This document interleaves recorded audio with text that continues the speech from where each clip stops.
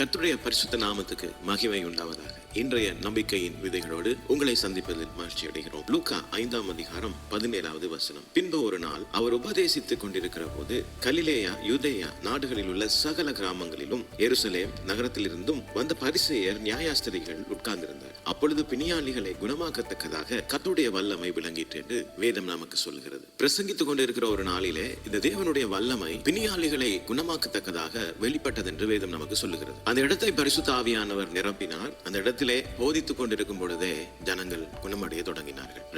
அந்த இடத்திலே சப்பானிகள் குணமடைந்தார்கள், கண் பார்வையற்றோர் பார்த்தார்கள், காது கேளாதோர் கேட்கப்பட்டார்கள், குஷ்டரோகிகள் அந்த இடத்திலே சுகமாக அந்த இடத்திலே கண் பார்வையற்றோர்கள் பார்த்தார்கள், காது கேளாதோர் கேட்டார்கள், குஷ்டரோகிகள் சுகமானார்கள், மரித்தோர் உயிரோடு எழும்பினார்கள். அதே போல சப்பானிகள் அந்த இடத்திலே குணமானார்கள் என்று வேதம் நமக்கு சாட்சி சொல்லுகிறது. பிரியமானவர்களே, இன்று நாங்கள் கிட்டத்தட்ட 2000 ஆண்டுகளுக்கும் அதிகமான வருஷங்களுக்கு பின்னாலே இருக்கிறோம். அதே தேவ ஆவியானவருடைய வல்லமை இன்றும் நம் மத்தியிலே இருக்கிறது. இயேசு இன்றும் உயிரோடு இருக்கிறார். இன்று நீங்களும் நானும் தேவன் வாழுகிற ஆலயமாக இருக்கிறோம். நமக்குள்ளே பரிசுத்த ஆவியானவர் வாசம் பண்ணுகிறார். பிரியமானவர்களே, வசனத்திலே சொல்லப்படுகிற காரியம் என்னவென்றால், தேவ ஆவியானவர் நமக்குள்ளே வாசம் பண்ணுவாரா இருந்தால் நம்முடைய அந்த வாசஸ்தலம் பரிசுத்தமானது.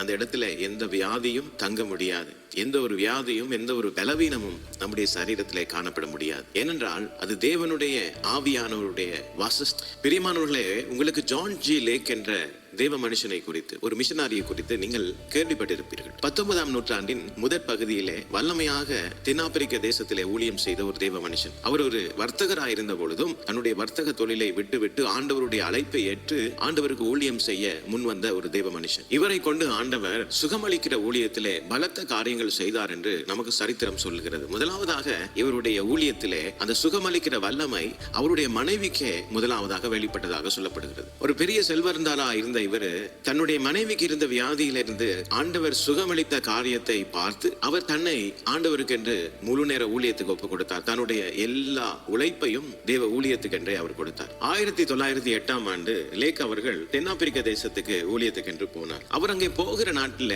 அந்த தேசத்திலே ஒரு கொடிய வாதை அந்த தேசத்தை பற்றி பிடித்திருந்தது. கிட்டத்தட்ட ஆயிரக்கணக்கானோர் ஒரே நாளிலே மரித்து கொண்டே இருந்தார்கள். மரித்தவர்களை அடக்கம் பண்ண கூட ஜனங்கள் பயப்பட்டார்கள். ஏனென்றால் அந்த வியாதி அவ்வளவு கொடுமையாக தேசத்திலே பரவி கொண்டிருந்தது. வைத்தியர்கள் தங்களை முழுவதுமான பாதுகாப்பு உடையிலே தான் அவர்கள் செயல்பட்டுக் கொண்டிருந்தார்கள். ஜான் ஜி லேக் அவர்களுடைய ஊழியத்திலே அவரும் அவரோடு வந்த ஊழியத்திலே இணைந்து செயல்பட்டவர்களும் இந்த வாதையின் பொழுது அந்த ஜனங்களுக்கு உதவுகிறதுக்காக முன் வந்தார்கள். ஆனால் மருத்துவ ரீதியாக எந்த ஒரு பாதுகாப்பு அணிகலன்களையும் அவர்கள் உபயோகப்படுத்தவில்லை. அநேக நாட்களுக்கு பின்பு டாக்டர்கள் அவரிடத்துல கேட்ட கேள்வி, உங்களுக்கு எப்படி இந்த வியாதி தொற்றாமல் இருந்தது என்று அவர் கேட்டார்கள். ஜான் ஜி லேக் அவர்கள் சொன்ன பதில், ரோமர் 8ஆம் அதிகாரம் 2வது வசனம், கிறிஸ்து இயேசுவினாலே ஜீவனுடைய ஆவியின் பிரமாணம் என்னை பாவம் மரணம் என்பவைகளின் பிரமாணத்தின் என்று விடுதலையாக்கிற்று என்று பதிலாக சொன்னார். ஜான் ஜி லேக் செய்த இன்னொரு காரியம், அவர் இந்த காரியத்தை குறித்து பேசினது எப்படி என்றால், எந்த ஒரு கிருமியும் எந்த ஒரு கொள்ளை நோயின் கிருமியும் என்னுடைய சரீரத்தை தாக்க முடியாது. ஏனென்றால் ஆண்டவருடைய வல்லமை எனக்குள்ள வாசம் பண்ணுகிறது.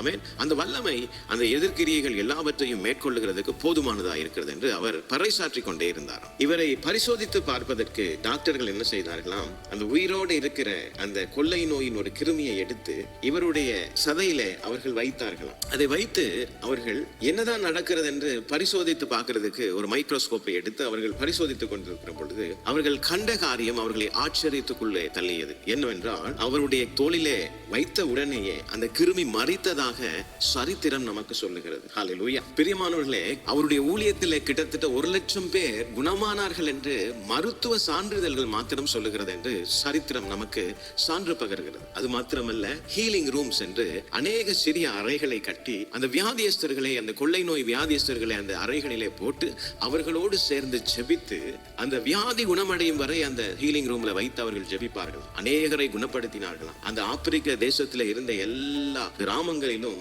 ஆண்டவருடைய மகிமை, ஆண்டவருடைய வல்லமை பார்க்கக்கூடியதாக அந்த நாட்களிலே இருந்ததாம். இதுல என்னவென்றால், அவர் தேவனுடைய வார்த்தையை முழுமையாக நம்பினார். அது மாத்திரமல்ல, அவருடைய சுகத்திலும் கூட அவர் தெய்வீக சுகத்தை அனுபவித்தவராக காணப்பட்டார். அநேக ஆயிரம் ஊழியர்களை குண குணமாக்குகிற இந்த ஊழியத்தின் வல்லமைக்கு அவர் பழக்குவித்தார் என்று சொல்லப்படுகிறது. பிரியமானவர்களே, ரோமர் 8:11 சொல்லுகிறது, அன்றியும் இயேசுவை மரித்தோரிலிருந்து எழுப்பினவருடைய ஆவி உங்களில் வாசமாயிருப்பதால் கிறிஸ்துவை மரித்தோரிலிருந்து எழுப்பினவர் உங்களில் வாசமாயிருக்கிற தம்முடைய ஆவியினாலே சாவுக்கேதுவான உங்கள் சரீரங்களை உயிர்ப்பிப்பார் என்று வேதத்தின் வார்த்தை நமக்கு சொல்லுகிறது. பிரியமானவர்களே, இந்த வார்த்தைகளூடாக கர்த்தர் உங்களை ஆசீர்வதித்திருப்பார் என்று நான் விசுவாசிக்கிறேன். தொடர்ந்தும் பைபிள் மேரத்தன் வேத தியான பகுதிகளோடு இணைந்து கர்த்தருடைய வார்த்தையை நாங்கள் பெற்றுக்கொள்வோம்.